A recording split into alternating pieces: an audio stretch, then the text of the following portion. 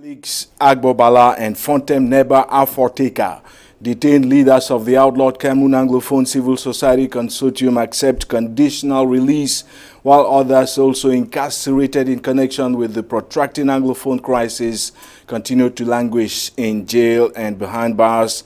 The debate is on as the countdown fast narrows to the resumption of their prosecution on June the 7th in Yaoundé at the military tribunal. Thanks for tuning in, and as usual, we'll kickstart deliberations in a moment.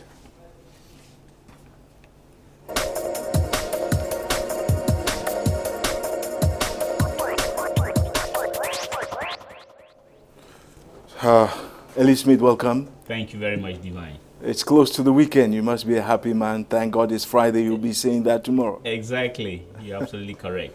Welcome once again. Prime Minister Philemon Yang was in Cameroon's commercial capital, Douala, on Wednesday, May 30, to inaugurate the data center for one of the country's, mobile telephone operators, a multinational, and without according unpaid publicity to the said mobile telephone operator, Kejang, I gather the infrastructure gulped 16 billion CFA francs. Is that correct?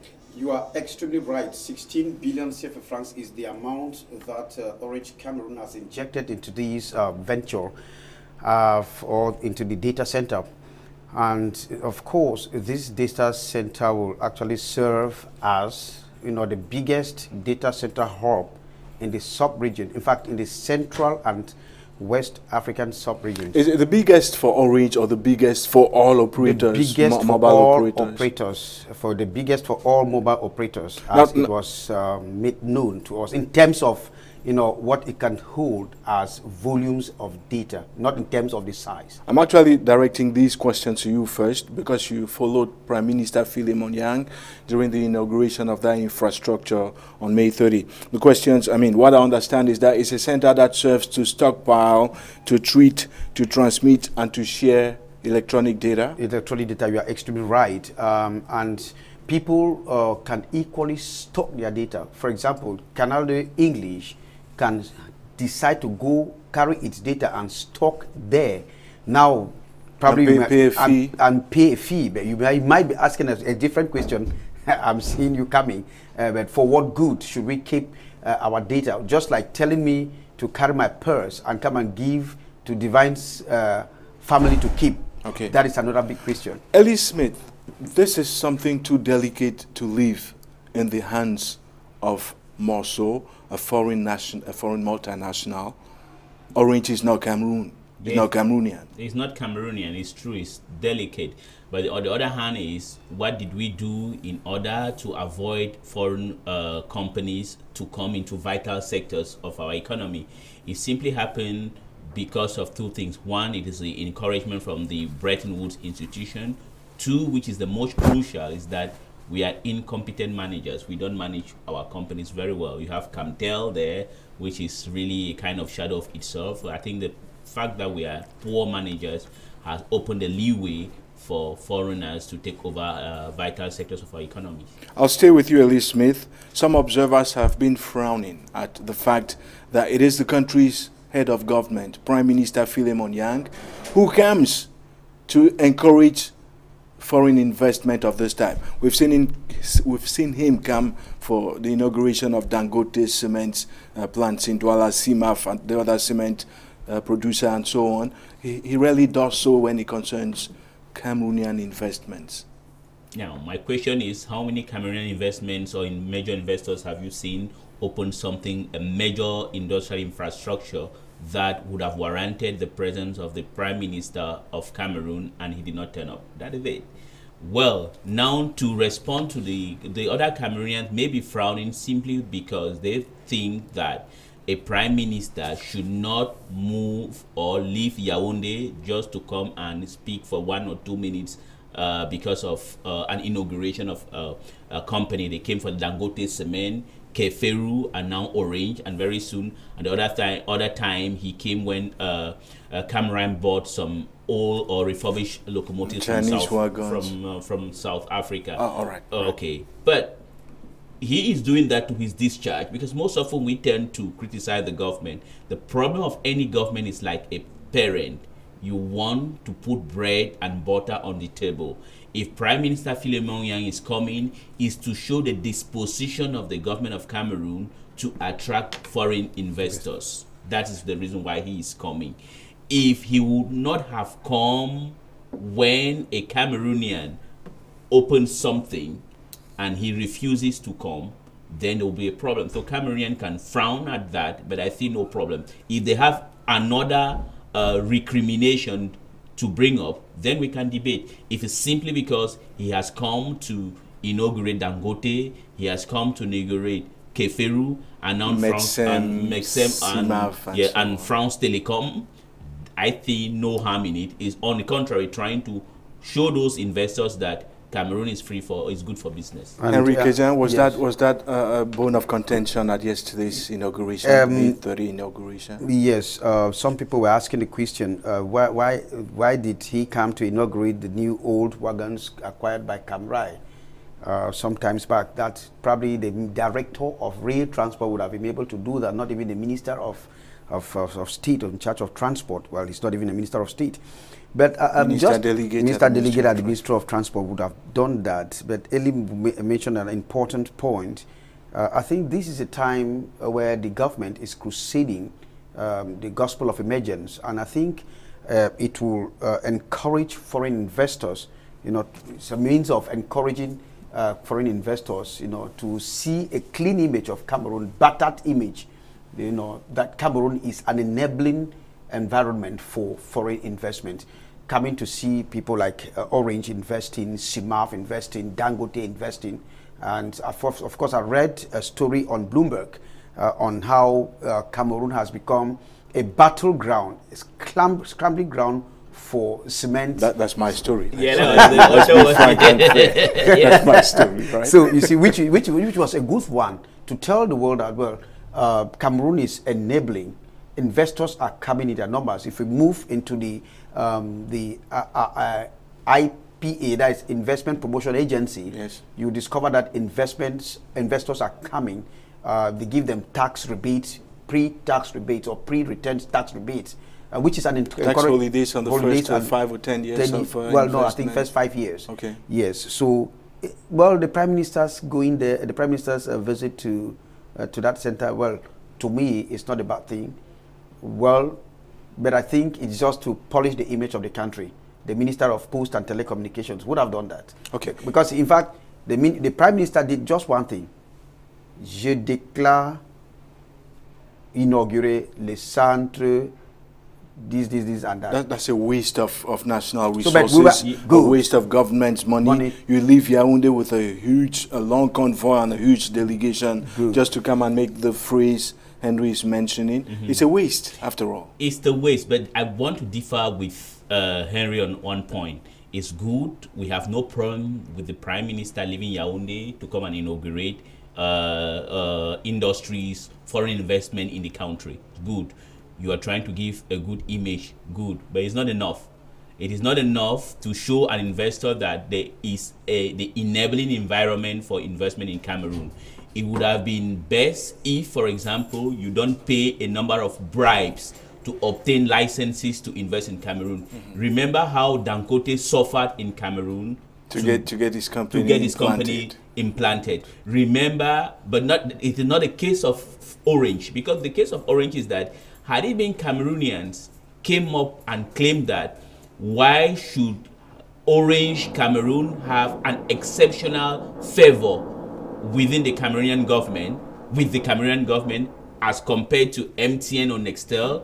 Then I would say the Cameroonians are right, because the condition in which Orange Cameroon had their licenses granted in Cameroon was... It was a kind of swap? You were explaining it in the corridors? Yes, it was kind of swap. For example, the French, they think that Cameroon is their farm, they can do whatever thing they wish to do. When the Orange wanted to come to Cameroon, there is a precondition for all mobile phone companies. They have to pay kind of license fees. But France Telecom via Orange did not pay. On the contrary, there was a swap. They claimed that the government of Cameroon was owing France Telecom an amount of money which they were unable to pay. in order to have their licenses, it was a kind of swap, and then they came, which means that in terms of competition, Orange has an unhealthy competition compared to MTN or Nextel that were obliged or compelled to buy their licensing fees, which was about 75 billion. Anyway, let me take off the figures. Yes. But the thing is that the way in which Orange came into Cameroon is not the same way others came. That's if the Cameroonians have grievances on that, I will support them. Now, in a related development, and this is Tough Talk, remember, on Canal 2 English. Of course, we come on live every Tuesday and Thursday. Kejang Henry, before we head off to our first major talking point, or rather, let me ask you, what is keeping back Camtel? This is Cameroonian. It is Cameroon Telecommunications from emerging. They're currently last. If you place them on a scale of who tops the market shares in Cameroon. You are right. When part of its structures were given to Mobilis, remember, because it's Mobilis that started operating mobile telephone communications or mobile telephone distribution in the country. We understood from there that Camtel, because they started something like Camtel Mobile, which failed, and then Camtel could not do anything again. They came to Cityphone. They came to Cityphone, which to now I don't see what they are really doing. Okay. But it comes to explain the fact that we are no more able to manage, some of these big structures that we have. Remember the former director of Camtel who died. His name is slipping off. Constructed a very posh building that which he never stayed in, he never lived in. Even the deputy general manager, an Anglophone, another mansion, he never stayed in, a mansion that is even similar to what our bosom friend Samba constructed. The point is, it is mismanagement all through the line. Okay. So, if you give Camtel, if you sit out Camtel, you give part of our railway network or all of our railway network and probably our major road connections, our airline companies, our company, because one, then it's problem.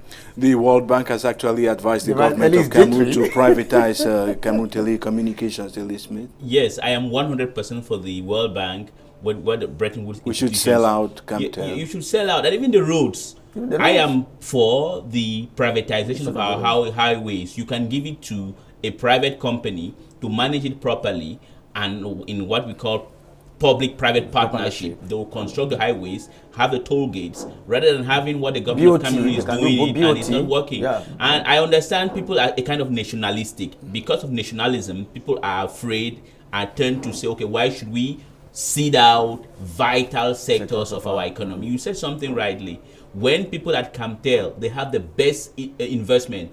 And I tend to differ with you when you claim that France Telecom has the largest data, whatever. Camtel has the capacity to have the best, but it is woefully managed. Okay. And in order for it to be properly managed, why not seed it out to people who can do the management properly, and the government has a good eye on it to kind of play a supervisory role. But okay. Divine, briefly, Henry, yes, because very briefly, I fear the negative repercussion that might cause, because now, in another sense, except in connivance with our engineers, that it might come to say what we discussed sometime about Huawei, being a spying station. It is already. It is already. Okay. Thanks very much for sharing your thoughts on this with us this morning. Now let's take a brief respite, and when we come back, we'll be taking you back to one of the major points we actually debated on the show on Tuesday. Don't you go away.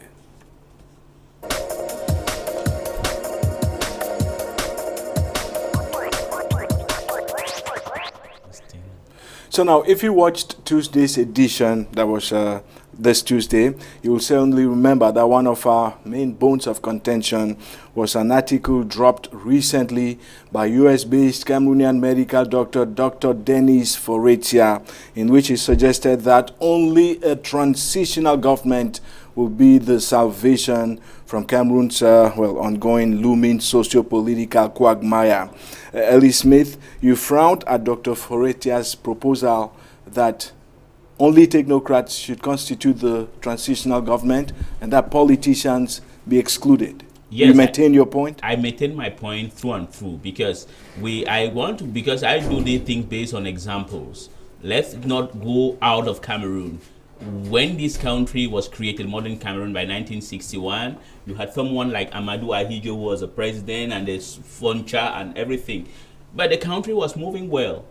And of a sudden, when we brought in these people who said they came from École Nationale d'Administration of Paris, they have 1 million diplomas, the country is in ruins, and very soon we are going to become like the Democratic Republic of the Congo.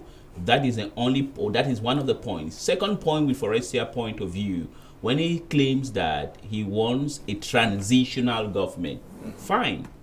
But then the point is, transitional governments come when people running the country accept that there is crisis, and when the current political forces in place will also support it. Do you think that the UNDP, the UDC, the Social Democratic Front, the major opposition political parties, the 4 grades or 5 grades, will they accept such a thing? That's where I have my problem with Dr. Forestia claim that the technocrats do not have the magic wand to solve the problem of this country.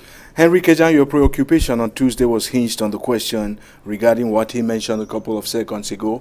Who is supposed to trigger the installation of a transitional government in Cameroon, given the current voter apathy, the current indifference to politics in general in Cameroon? Well, the person who is supposed to trigger the transitional government should be the forces of nature. Now, example? For example, yeah.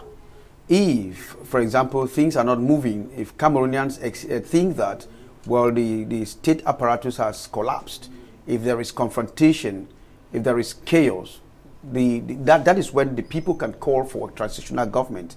And maybe, who now has to call for a transitional government? That's the question. Mr. Biya will not call for it. Neither will the opposition party call for a transitional government.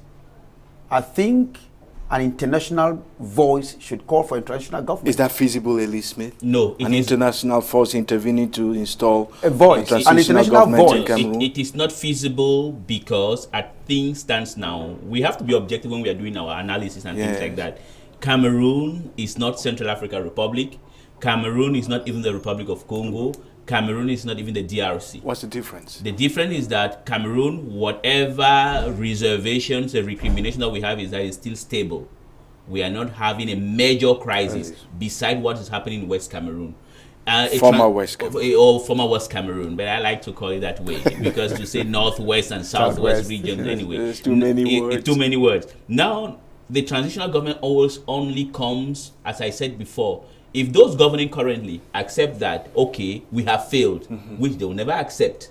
And the fear in a transitional government is that political parties also must support the need for a transitional government. Has the largest intra and extra parliamentary opposition in Cameroon, which is a Social Democratic Front, supported or even floated the idea of a transitional government?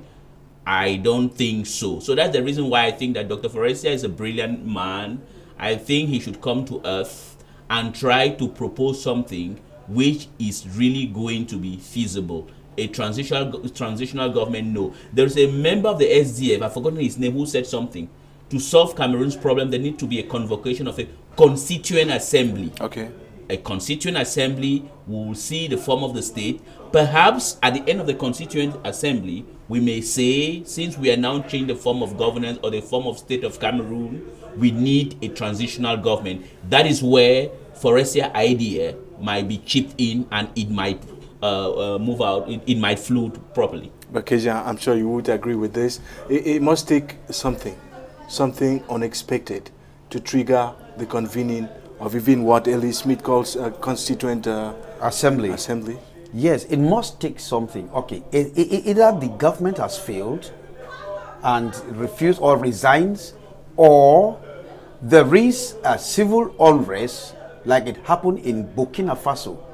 Remember that the people stood in unison to tell Blaise Compaoré leave. He left and there was a transitional government. Okay. Blaise did not just ask them to come and, call the parties to come and solve the problems. By the way, he was instead prolonging his mandate by reorganizing the constitution or by doctoring the constitution. And it becomes difficult. Yes, Cameroon is, should I say, extremely stable or relatively stable? I think relatively is better. Relatively is better, right? Stable, which means we don't need such a thing. But I repeat, if it has to happen, then any of these factors might come to play. Okay, so we did not really succeed in obtaining a direct intervention from Dr. Dennis Foretia. Remember, he's based in the U.S. during our attempt on Tuesday. But better late than never, we finally hooked up with him via WhatsApp. And in the following excerpt, he comes back to explain exactly some of our preoccupations on the panel this morning. Hear him.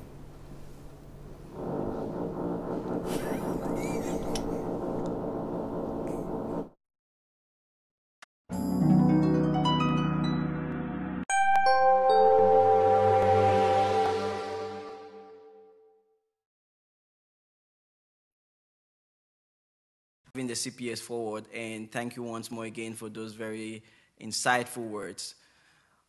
As outgoing CPS president, it gives me great honor and privilege to stand before you all here today as we open our 4th annual CPS Distinguished Congress. It seems like yesterday when the vision of CPS was being talked around and many consultation was ongoing.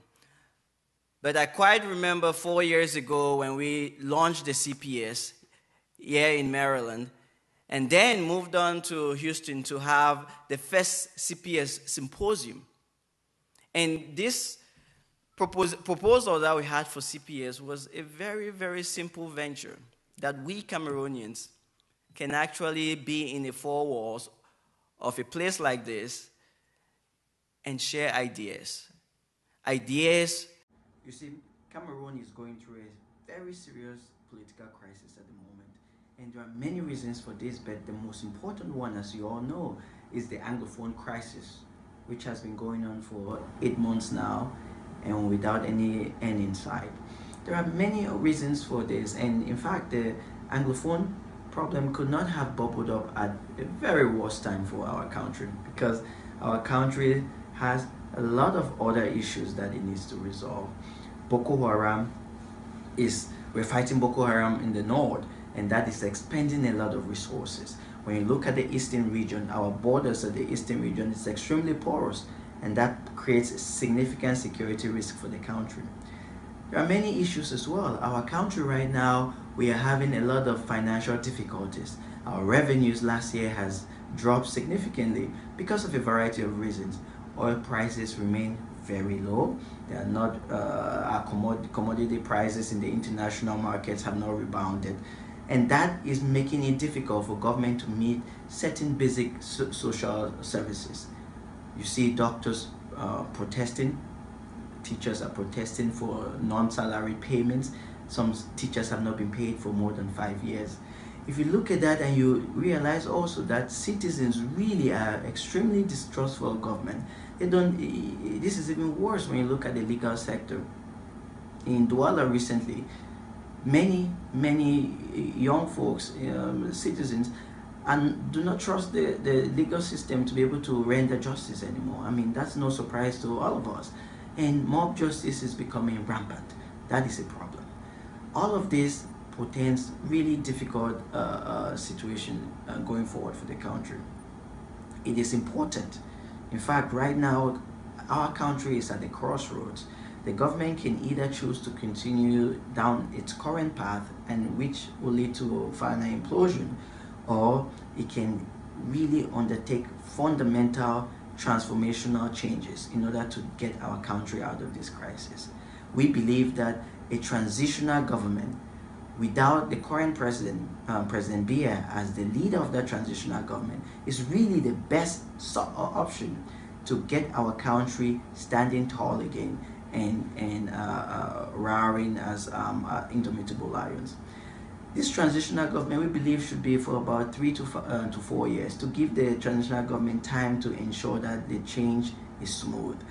It should be led by technocrats. These should be people who are known to be very competent in their different fields. and should not be political leaders. They should not be leaders of any political parties. It is also important that this transitional government be responsible for three main, the way we look at it, three main key issues. One, ensuring that all Cameroonians enjoy freedom of speech across the territory, and that there is freedom of press as well. There should be nothing like this. You see the CNC passing gag orders that the media cannot use words like federalism and things like that. All of that needs to stop. The second most important thing that this transitional government should be responsible for should be trying to build confidence to start the process of building confidence in the citizens trusting the legal system of the country. There have been many issues in our legal system, the incarceration of Mbala and Fontem and lots of that. We know of the Paul Erikinge and many other, just a masquerade of justice in the country. The transitional government would be in charge of ensuring that legal statutes across the country is respected. The third, probably most important thing that the transitional government should be tasked with doing is to convene a national constitutional convention to be able to draft the constitution for the second republic of the country. And this is important because if you look right now, federalism is probably the minimum expectation of most Cameroonians. Most Cameroonians want to be able to elect their governors. We know from our studies that 90% of Cameroonians believe that the country is headed in the wrong direction and that the current government does not have the resources or the know-how or the credibility to be able to rescue the situation. So we are really in a very difficult situation right now. It is important that each and every one of us, we look each other in the eye and be able to deal with these very difficult issues. We can choose to say we are going to have elections next year and it comes like that, but the fundamentals of our country is not strong. If the fundamentals continue to worsen, especially given the fact that the Anglophone crisis is not going to be resolved any soon without transformational leadership, then we are in for the long haul. Be that as it may, our position is that we would need to have a reset in the country, similar to what happened in Ghana, in Nigeria, and other recent countries. We need to take the time to be able to make it right. This is the time. We should not be wasting more time. And so that was, Dr. Dennis Foretia. Has he convinced you, Elie Smith? Not really. The points there are salient points he brought up. When he mentioned the problems in the east of Cameroon, where you have this incursion of the rebels from Central African Republic. You even have one Cameroonian, I forgot his name, was leading one rebel front in Central African Republic. The incursion of Boko Haram in the far north, or in the greater north generally, because they are even coming down to Adamawa region. And then the problem in Anglophone Cameroon. It is true.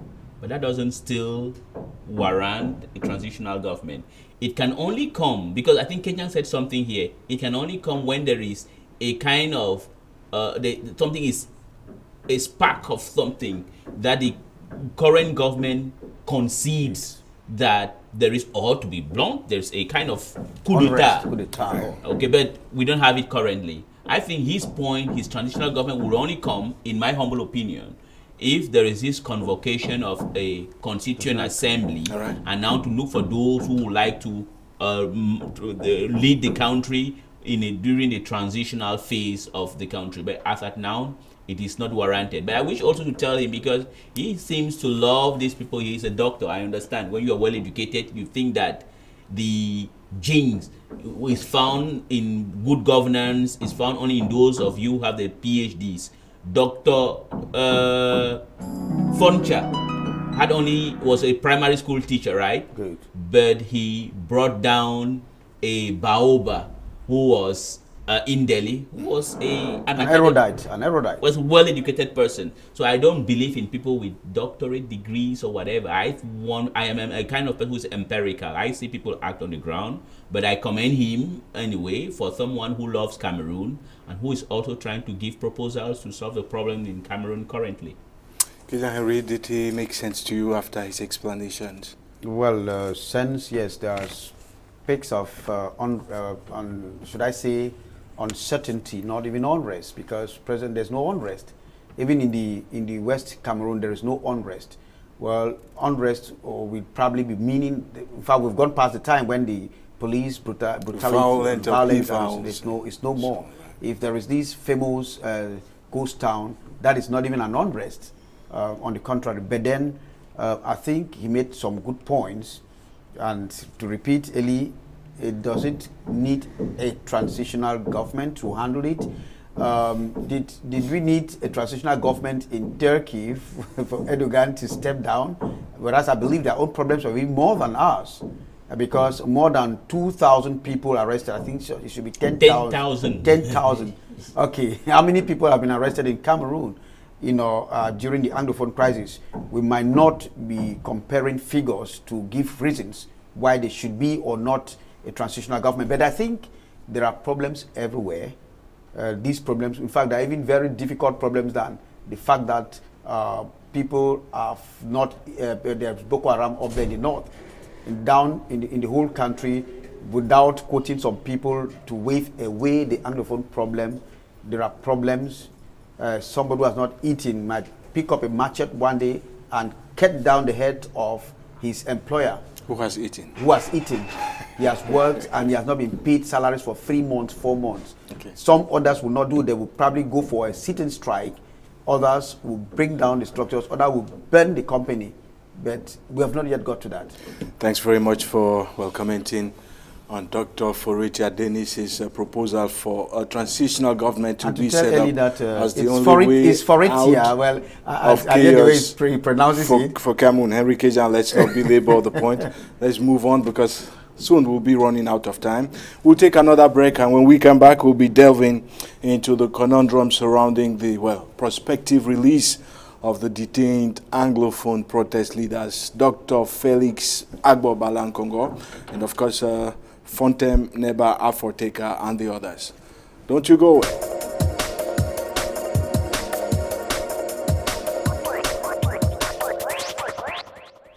And so the trial of the detained Anglophone protest leaders, and we're talking here precisely about Dr. Felix Agbo-Bala Nkongo and Neba Fontem Aforteka. 25 others, including the likes of Mancho Bebixi, are expected to appear at the Yaoundé Military Tribunal on June the 7th. Some say that date speaks volumes about the destiny this country could take as from there on.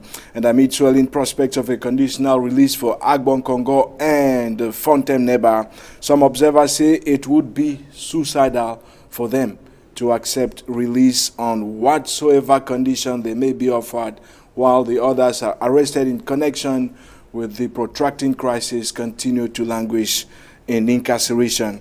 A real conundrum for both men, Kejang, you must agree. Should they embrace or decline offers of a conditional release? Nelson Mandela declined too many offers for 27 years. And I believe if they have so decided to carry on this crusade for what is considered the liberation of the Anglophones in Cameroon, then I think they are making a very positive point. The Oliver Tambos, the Walter Cicelos, and all other freedom fighters across the world have, staked their lives, for their people, to live a better way of life tomorrow. Now, if they say there are going to be no conditions prior to their release, that is their objective. It will mean, if they accept conditions, that will mean the end of the game, as I see it. Okay, now, there are two probabilities. They could either be released on bail, and we're talking only about the two of them, Neba Fontem and Barrister Agbo Felix. They could either be released on bail or placed under judicial surveillance. These are words we've been hearing since the last court session in the prosecution of the people arrested in connection with the Anglophone crisis.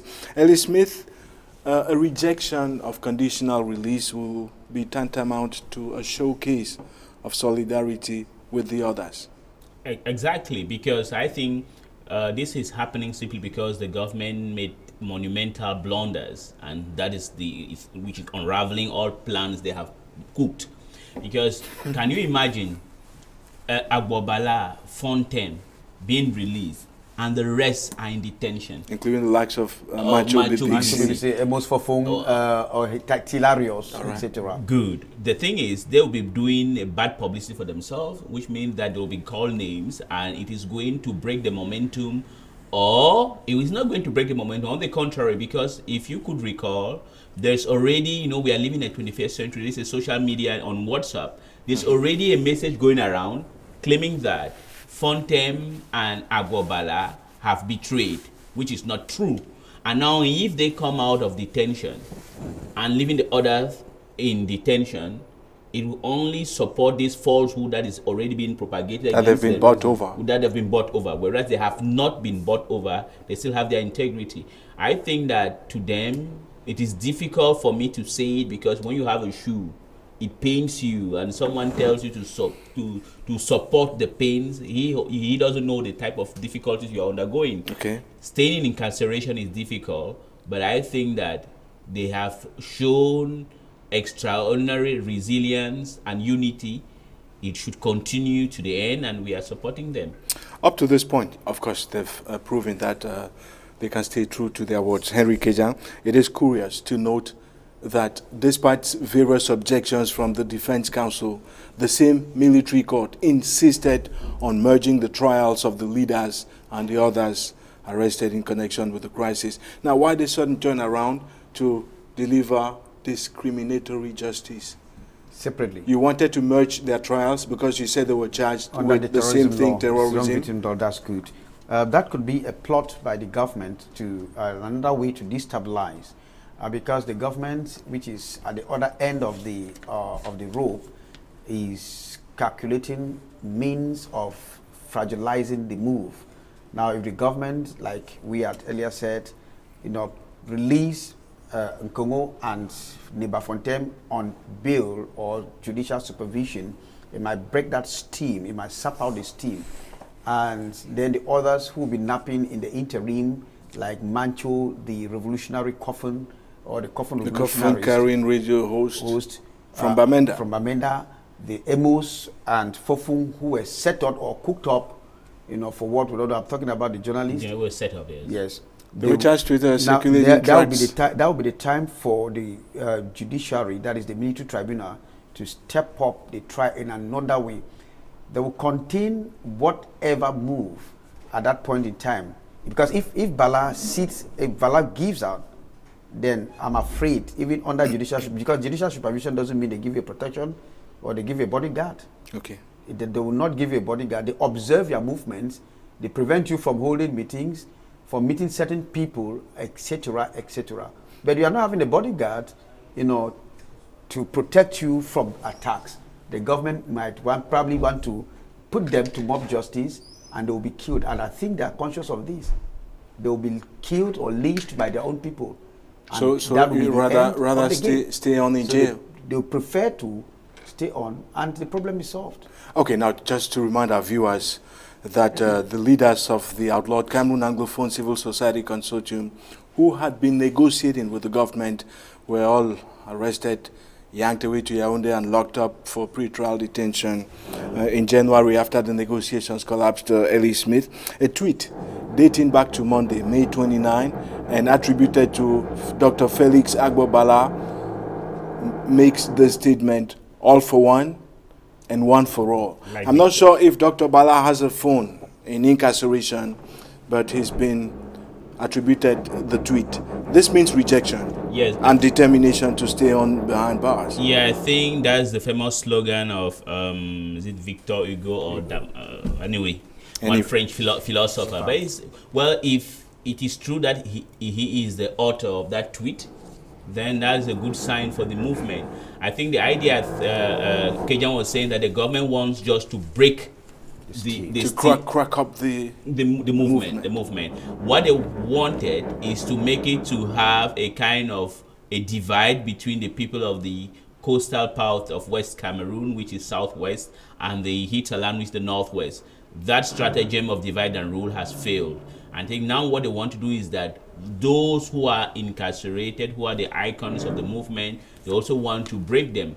And I think to concur with Kejang, who says that if they come out of detention on maybe just bail or free, but or conditional or surveillance or whatever term, supervision, whatever thing is that the regard of their people is not going to be good for them. It will be one of a betrayal. Because it's just going, they will just be considered as traitors. Because as things stands now, you need to go to Victoria or Kumba or Bamenda and don't listen to the chattering classes who are pro-CPDM.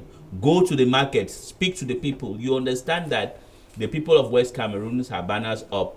They only want one thing. If that thing is not achieved, if the government doesn't look for a good stratagem or bring in a kind of foreign person, that's where I think Forestier should be maybe correct in the play as a negotiator in his analysis, bringing in a foreign body like the UN or somebody like Kofi Annan or Olusegun Obasanjo or somebody like Chisano. I'm afraid that if these twosome are released, then it will be released to popular justice, public vendetta. Okay, and so from every indication, Dr. Felix Bala Agbonpongo, in particular, Congo rather, appears to be even more radicalized than he was a couple of weeks ago. But other news reports have mentioned, well, had to verify reports indicating that not only Felix Agbobala and Neba Fontem, as well as to an extent Bibik Simancho, are being proposed offers for their liberation, but also that Justice Ayapol Abine Kejang Henry Atembeh, whom we've not spoken very much about in the past few days, is also being baited. Yes. Money is a series of war. Yes, you will need the money. At the end of the day, what would that money do to you? Because whether it's Aya or Congo or Niba, it's the same thing. It's just like it's like two sides of the same coin. They are speaking the same gospel, the gospel of, put it in a simple way, the liberation or the freedom of the Anglophones, but staying in the same state. You know, some people are talking of a complete liberation or complete secession. Some people are talking of federation. Whatever structure of the government or of a state we want, one thing is that Ayapol, if he wanted money, he would have made that money long time ago when he was a magistrate. I've covered him for too many years and talked with him on personal basis. I remember in one of the interviews I had with him in studio, he had to suspend him because he was communicating with RFI. RFI asked him those questions, and he told the RFI journalist that if he wanted to be the corrupt magistrate, I'm quoting him, he worked in the Menchum division, he would have made a lot of money during the farmer grazier crisis, and we know what it is. The graziers give a lot of money to the magistrates who go to the Menchum division, because when their cattle land issues are always at stake. And land issues are always at stake, they make a lot of money. He said he left that place without receiving a dime from any grazier and from any farmer. Of course. So if he wanted to make money, he would have made a lot of money. Okay. Don't forget that his son brandished his bank account. I think it's even disastrous. Everything is in red, which means the problem here with Ayapol is not money, but his people. Now, rejecting release on whatever conditions that could be proposed, Elie Smith, would place these people at the pinnacle of Anglophone heroism in Cameroon at this point in time. Would you agree? I would agree 100%. Is that what they may be going after, heroism?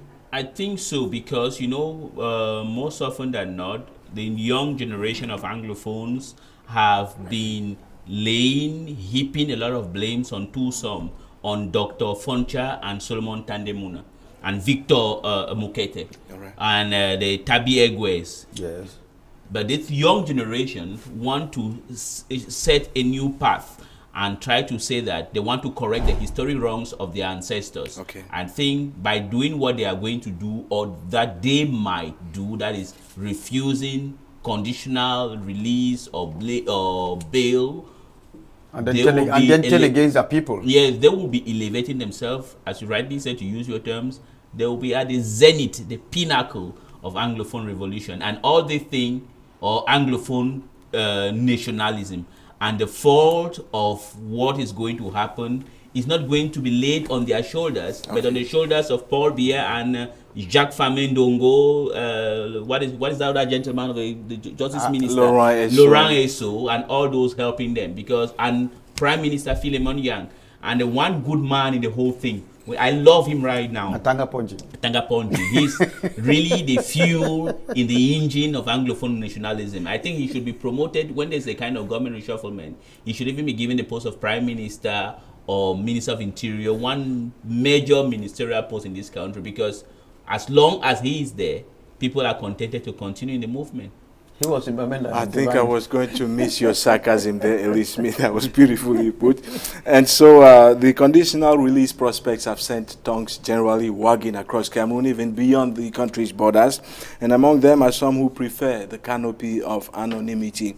We actually caught up with one of them.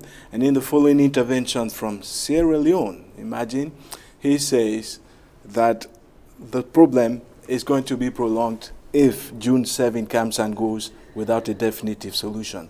And according to him, a definitive solution implies freeing all of those detained under the charges of terrorism in relation to the Anglophone crisis. Let's hear him.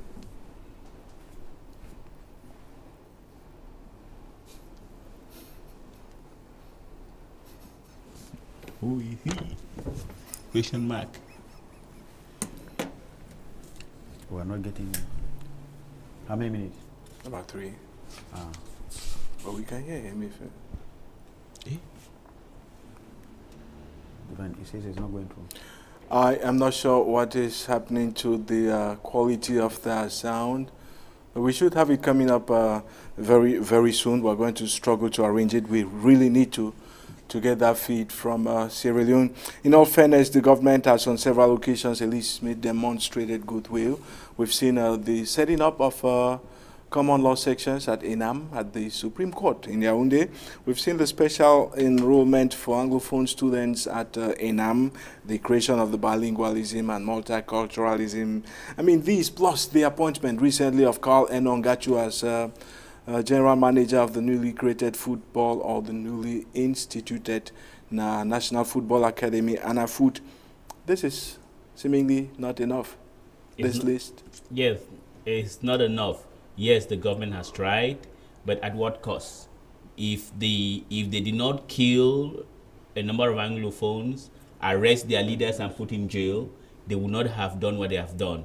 And I think the government would have been humble enough. We would have saluted what they have done if, after creating all those commissions, they decided that, okay, all the 151 Anglophones, or 73 as Mr. Chiruma claims, are freed because, okay, we made a mistake, we arrested you baselessly, and now we have corrected the wrongs that you were crying for us to correct. It's just like a child who is crying to his parents that, please, I need food or I need a book. Okay. And you buy the child a book and you beat him up again. Okay. Or beat her up. So I think the government... For speaking out. Yes. So the government may have, whatever they have done, honestly speaking, well, they did it because we fought for it. If those guys did not cry, they wouldn't have done it.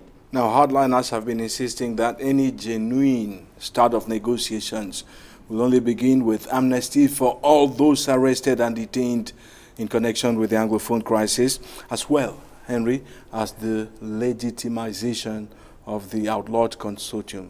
Now, why is the government dishing out its appeasements piecemeal? Because the government does not want to concede defeat. You are gradually dying. It's just like the kick of a dying horse. Is the kick of a dying horse. The government does not want to concede defeat. And that is why the government is dishing out these conditions or piecemeal. But then the one other question we are asking ourselves is, after the release of these people, what next? I think we asked this question the last time when we were here on panel. Are they going to continue negotiations? And then the question again is, with who? The outlaw consortium leaders or the government will create another new breed of, Anglophones with whom to negotiate. And you would really accept or agree with me that their release, whether conditional or unconditional release, might not necessarily be an end to the problem, because after which we need to move to the negotiating table to discuss on the state of the government, what they want. Is it federalism of 2 states, of 10 states, or 4 states, whatever they want? I think the question we should be asking now, because we are already sure that they will be released and placed under judicial supervision. When they will be placed under judicial supervision, pending the final judgment, because they will be reporting to the court from time to time as per the court decision. Conditions come after 1 week or after 2 weeks or after 1 month, and when they finally declared freed.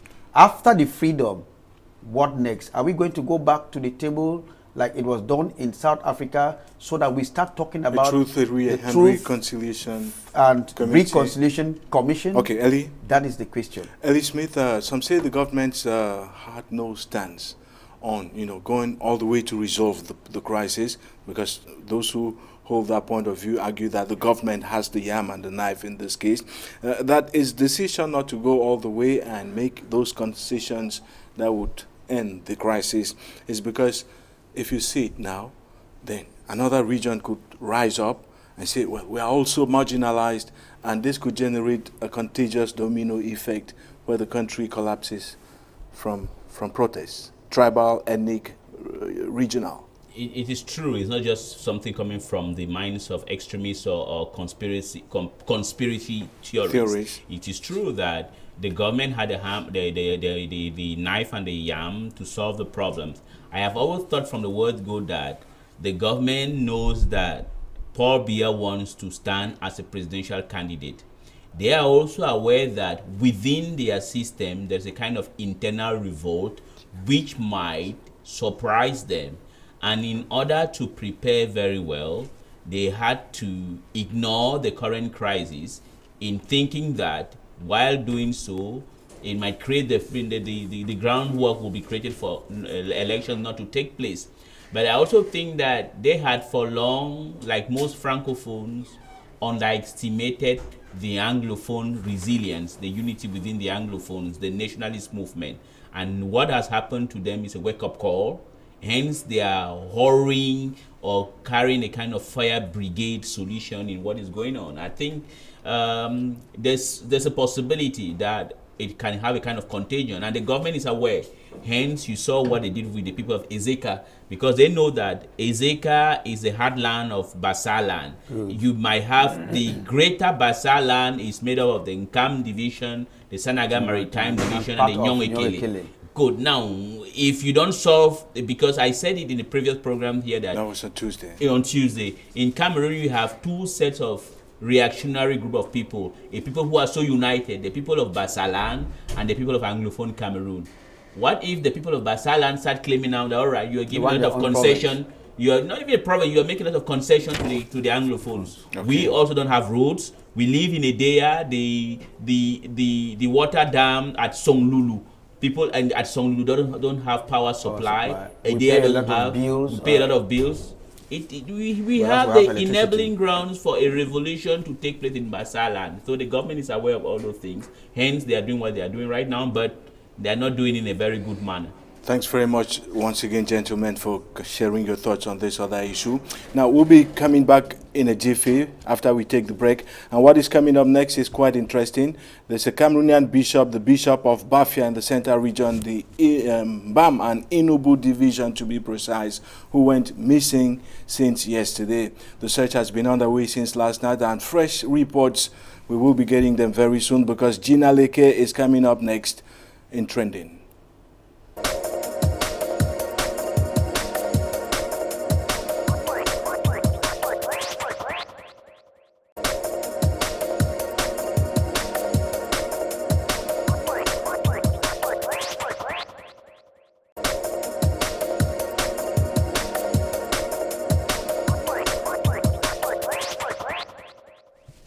And so she's right here. She's actually panting and almost sweating. Gina, welcome. Thank you very much. It's always a pleasure having you on the panel. I mean, that's your second appearance, right?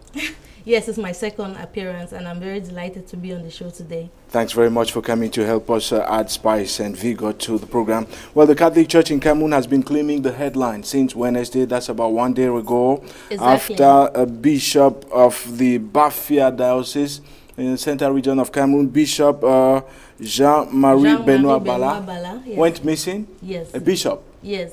Is missing? Yes. Actually, how did it happen? Actually, this is what we know so far. I'm going to flash back to what happened. The bishop, Jean-Marie Benoit Bala, he left the Cathedral of Bafia around 10 p.m. on Tuesday. And yes, and to an unknown destination as we gathered, but his car was only found around 1 p.m. at the Ebebda Bridge, that's over the Sanaga River. And that's about 60 kilometers from Bafia, exactly, 80 kilometers from Yaoundé. Exactly, and it was found by a parish priest of the Bafia Diocese.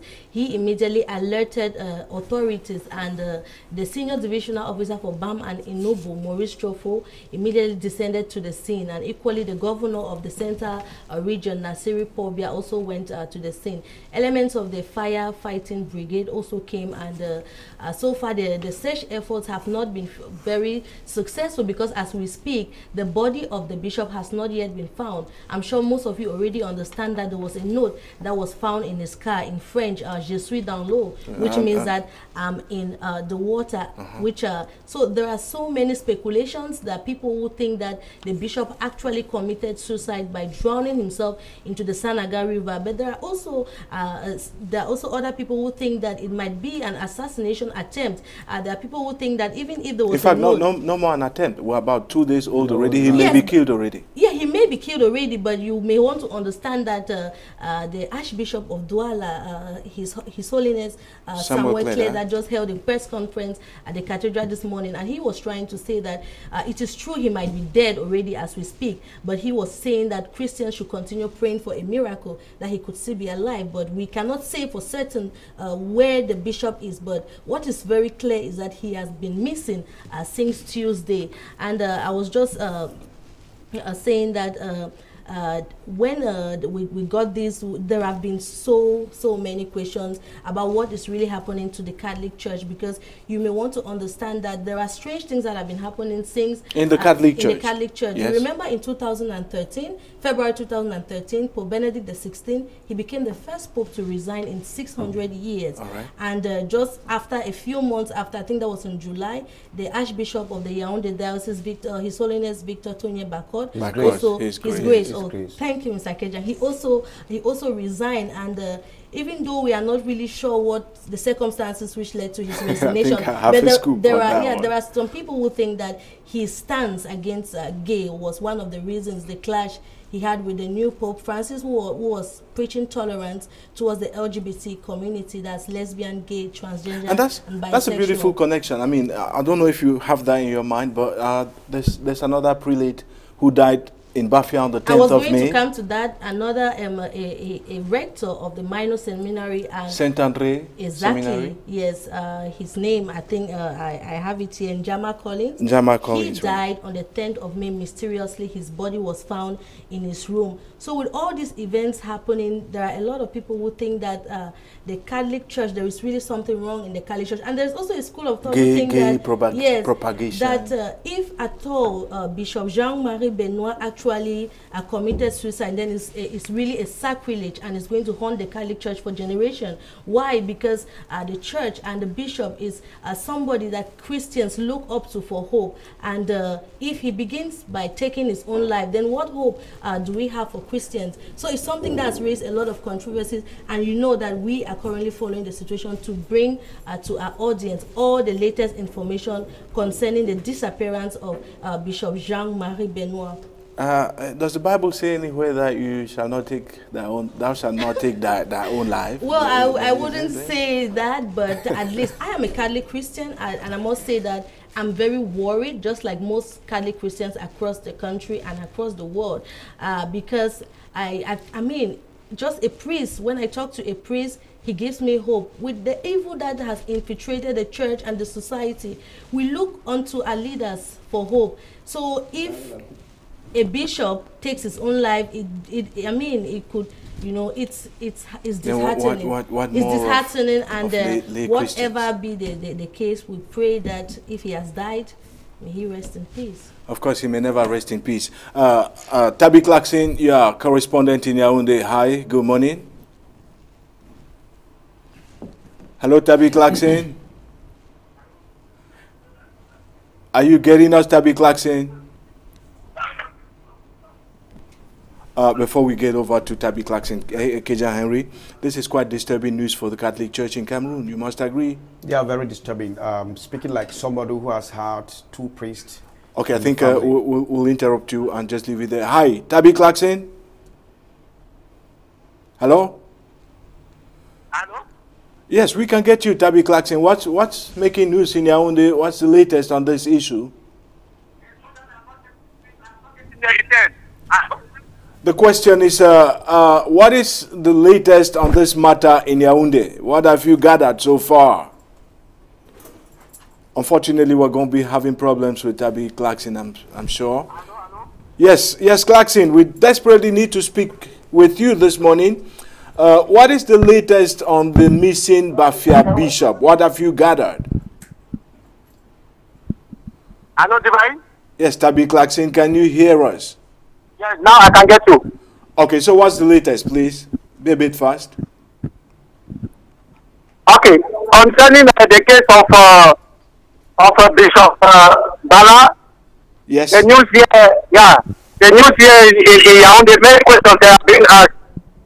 Believe me, because even at the level of the governor's office, the governor was in yesterday, that is in the bridge where his car was actually found with a note saying that that is in the waters. We don't know for now. Nobody knows what has actually happened. Okay. Was he kidnapped? Was he having some emotional and psychological problem? Nobody can tell with certainty. Is he really in water? Has he committed suicide? The questions are there, and as for now, there is nobody who can say with certainty. It's true that the National Gendarmerie and other officials have opened up investigations to actually know what happened exactly with the man of God, that is Bishop Jean-Marie Benoit Ambala of the Bafia diocese. Given that the previous day, that is the day before he was actually found, his car was found, he actually left the diocese at 11:30 p.m. and according to his collaborators, he left very well without, there was no indication, no sign that he was not doing well. So we cannot really say Divine Ntaryke. Seems like the administrators here in Yaoundé better is actually making news, and now people are asking on actually asking questions on how a man of God, why a man of God will actually commit suicide, because we know that suicide is a sin. It's a sin, and we're asking questions. People are asking questions. What actually happened? Why would a man of God commit suicide, if at all he has committed suicide? Because for now, investigations are on, the search is on, and we are still waiting to know what happened, Divine Ntaryke. Thanks so very much, Tabby Clarkson. Please keep your eyes wide open and keep your ears on the ground. We'll be getting back to you on developments on this matter. It's a shocker for the Catholic community in Cameroon and probably across the world. In the next couple of minutes, we'll be getting Gladys Ambo, who comes here to give us a hint of what the papers will be saying in the next 30 minutes from now. But first of all, the tough talkers once again. Let's get back to them. Kejang, Henry, Atembeh.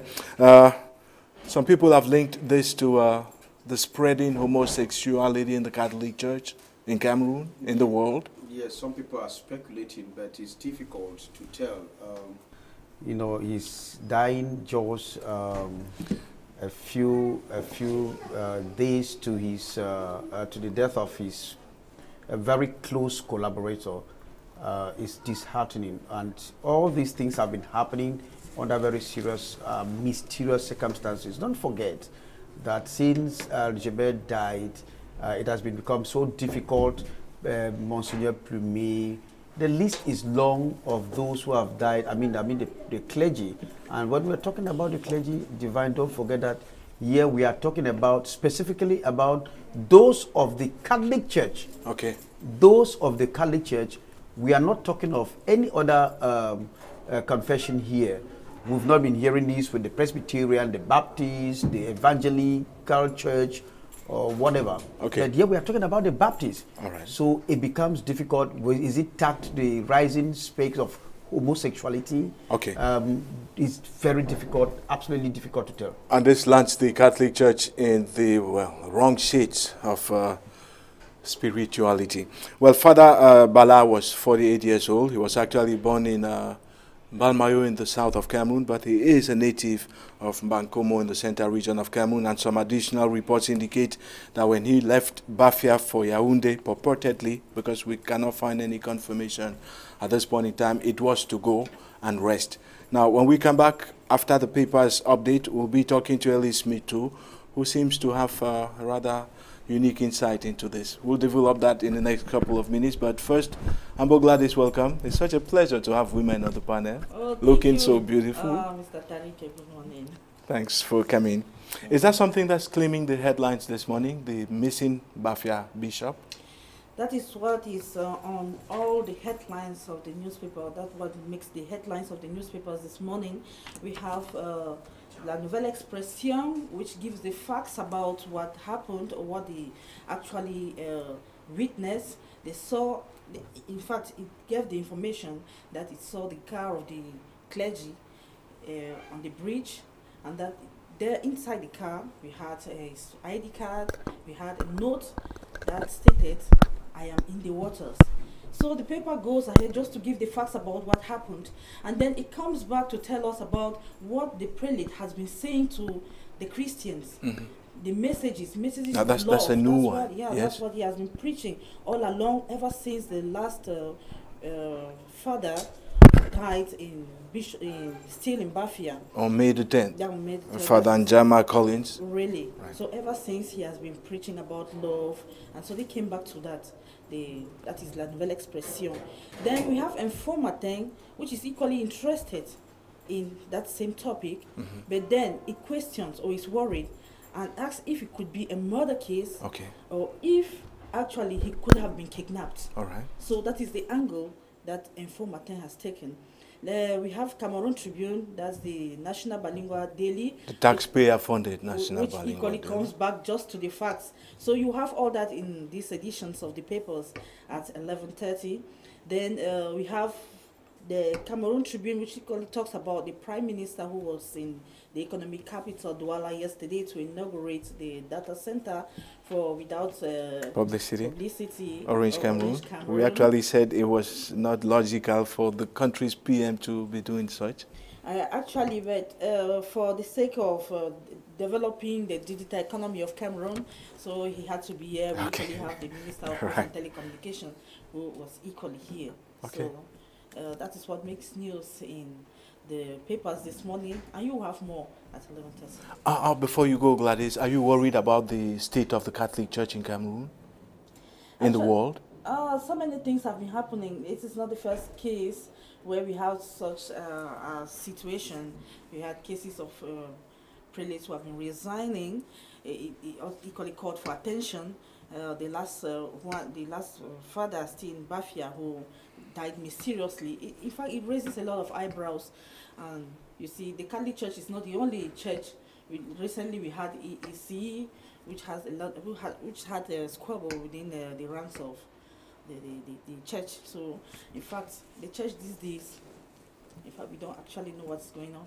Thank God. God alone knows what is going on in the church, and in due course, He will reveal why all this is happening to the Catholic Church in particular across the world. We'll take a brief break, and when we come back, Elie Smith should be here, so we continue discussions on this issue before we move on to another major talking point in this edition of Tough Talk. Stay on with us.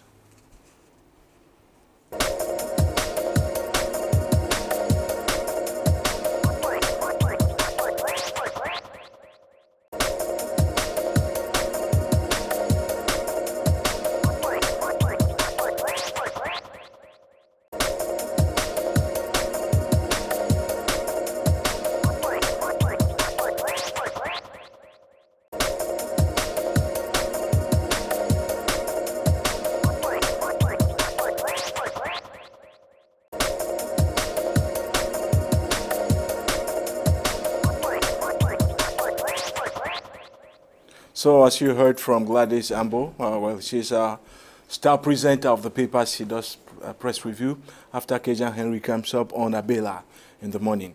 The story actually claimed the headlines, Henry. No surprise? Yeah, no surprise. But what I want to say here is that as of now, the talk of disappearance, anything talking about assassination, well, we should be able to see a corpse. Talking about drowning, we should be able to see a corpse. That is something nobody can tell. He has disappeared. And of course, the president of the Episcopal Council, Monsignor Samuel Kleda, has already granted a press conference, which our televiewers will be having it in the news this evening. But just to remind this afternoon before this evening. Well, this afternoon before this evening, just to say that, well, he has asked the Christians to keep praying because he might resurface. Is that feasible? Is there a possibility, Elie Smith, that someone who left Bafia at 11, well, around 11 p.m. Tuesday night, disappeared, they found his car on the river Sanaga at Bebda on a bridge? Is it possible that he resurfaces? Since it's a Christian, miracles can happen. These days? These days, yes, miracles do happen. Who knows? Who knows? But the thing is, it's quite suspicious. Right. Because if Reverend Father Mbala was like Angel Ben or Plumier in the past, or if Plumier were killed here, and as the book of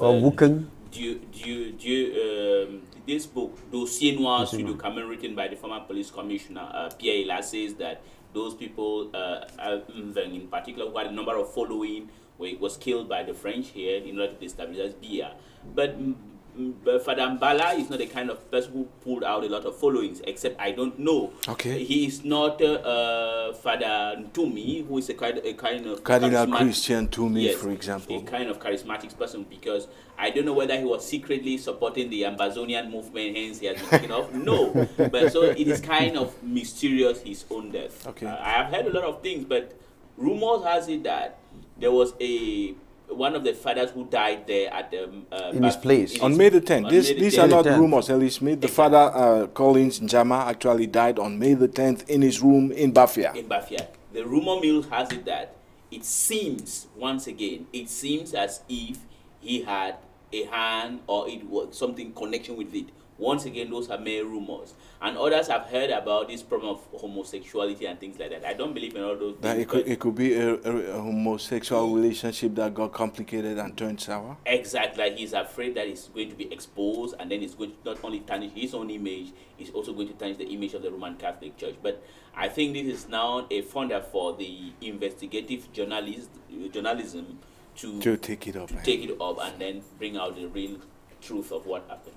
It is curious to me, Henry Kejang. I'm not taking you to task because you have any policing expertise, but then it's just surprising that somebody who is authorized to have a gun, and I know that he has a gun, would travel 60 kilometers away from his base in Bafia to go and jump into the river Sanaga at Ebebda. He could simply shoot himself in his home. Yes, but there are many ways to catch a rat without necessarily holding it through the tail. You can die. You might have a gun, but you decide to go swim. You decide you go swimming and die. You can have a gun and you decide to drink poison. It depends on what you want or the way you want to kill yourself. You might use the gun. Now it's like you said, it's surprising. He has a gun, and if it's suicide, which we cannot rule out, it is another way of taking off one's life. If it is something that somebody did, because I'm very convinced, je suis dans l'eau. I ask myself the question. Suspicious. It's too soft. It's too light to take I'm your life asking forward. myself the question. It is this morning again I asked myself this question. The writing, did they see the handwriting? Have they compared the handwriting with his handwriting? Yes, to authenticate. All of us here in the newsroom, we know if I pick up a piece of paper, I know that you have written this, you know that I've written this, this is my handwriting. Okay? Have they tried to compare? I ask myself that question. Now, are we going to have forensic experts flown in from the Vatican to be able to investigate and find out what happened? There are a lot of, like Elie says, suspicion, or there's suspicion hand in his death. He might be carried there, and then, or he must have been killed somewhere, and then somebody writes that and then puts it there in his car. Thanks. Yes, in his car. Thanks, Henry Kejang. We were supposed to be concluding with, well, some debates and analysis on the Cameroon Airlines Corporation, because it's actually enacting the first phase of its relaunch plan this Thursday, June the 1st. But first of all, let's take a break, and when we come back, Albert Etunde will be here with the buzz.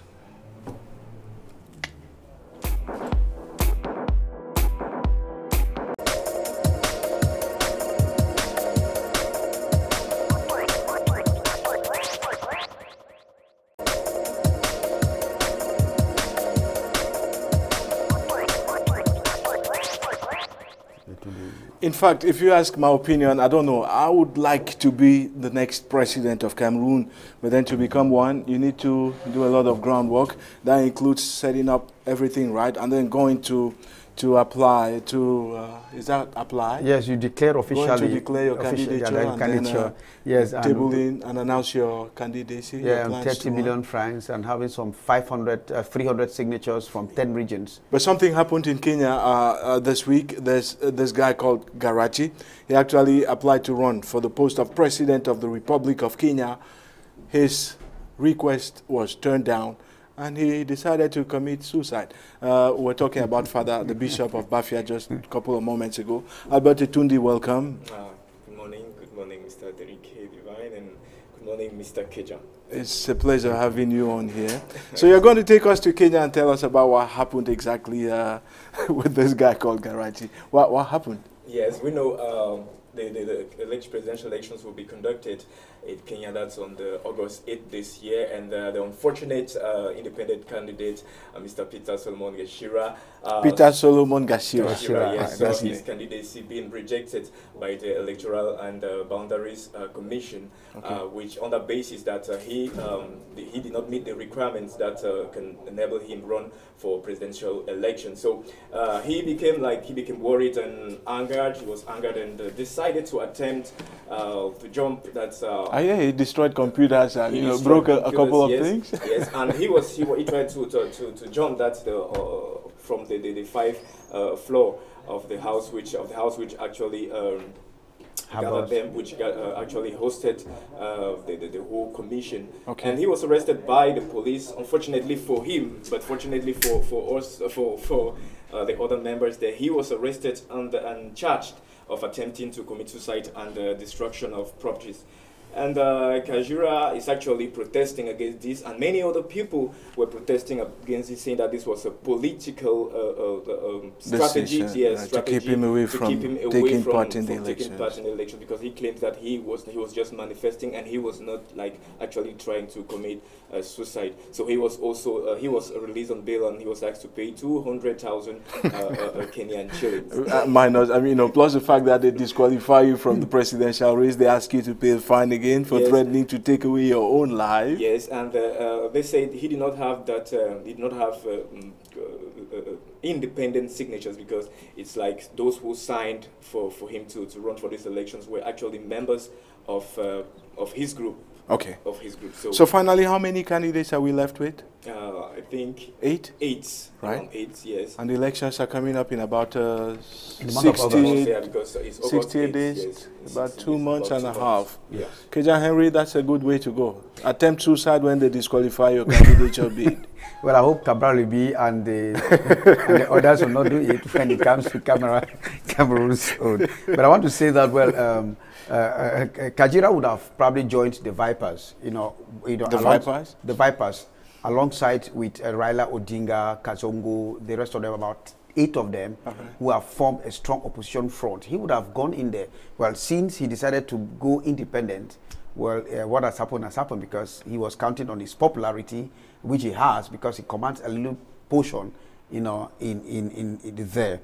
We haven't probably talked with some stakeholders in the opposition, in fact, stakeholders in the electoral process in Kenya, because when I was there, I had to meet them and discuss all these things with them. Okay. I discovered that the Vipers, where you have the constituent opposition, are very strong. Led by Raila Odinga. Led by Raila Odinga. But there is another problem, because now Kazongo is struggling and saying that he wants to lead, because the last time Raila Odinga led the opposition movement, against Uhuru Kenyatta. He was beating, so this time he should take over. Okay. And that is what bosom friend Kajira could not do. Are we expecting to have you some more on Tough Talk? Yes, I promise you that. Thanks very much for giving us that very nice one.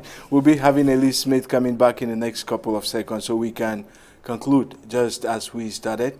Kejang, Henry, Atembeh, is there a take-home? You were warning the likes of the Cabral Libis and the others to watch out? Yes, they should watch out because to be strong enough. Etundi said something very important. That is electoral law. You need to have, for example, in Cameroon, you need to have as an independent candidate 300 signatures, and these 300 signatures must come from credible people. Yes. 10 from each region, which make 300, and no one person, and from first-class chiefs, from parliamentarians, from senators, from people of the civil society, recognized people of the civil society, not any Tom, Dick, or Harry will just come and pen his signature on the documents saying that he gives his okay for you to become a presidential candidate. Then you need to canvass for 30 good million CFA francs that you will deposit at the National Treasury as one of the preconditions alongside others. Okay. Well, Cabral is, has never been an ex-convict. So I think for that his criminal records probably are supposed to be clean. But then, you know, the country, will he be able to have these 300 signatures from these credible sources? That is a question that we are asking ourselves. Okay. Elie Smith, welcome back for the goodbyes. Thank you very much. There's no problem. Okay. I really like the program when you have these two women and Tundi coming on. It add more some pep and flair in the whole show. Probably we're going to get many more views on your YouTube channel where you publicize Tough Talk and other programs on Canal de English. I'll continue doing it. Of course, if you stay on with us, you keep on seeing innovations like this in our other programs. We're planning them. Of course, Donald Njilo, who is actually producing this edition of Tough Talk from offstage, is going to take charge of making up some of the infographics or generics for the innovations we're announcing. There's been Jean Fanjo, I used to call him Jean Lagrasse, on the machines, and of course there's been Elvis Bobda behind the cameras. Stay with us. The Papers is coming up next, and then right after that, more interesting stuff. You only find them on Canal de Divine English. Ntaryke. There is something I want you You don't to interrupt a conclusion, Henry. That's where we draw the curtains on this edition of Tough Talk. Come on. Thanks for not saying what you were going to say. We can come back to it next week. And it's on that note, ladies and gentlemen, that we call it quits today. Thanks for staying on. Stay on again. The best is yet to come.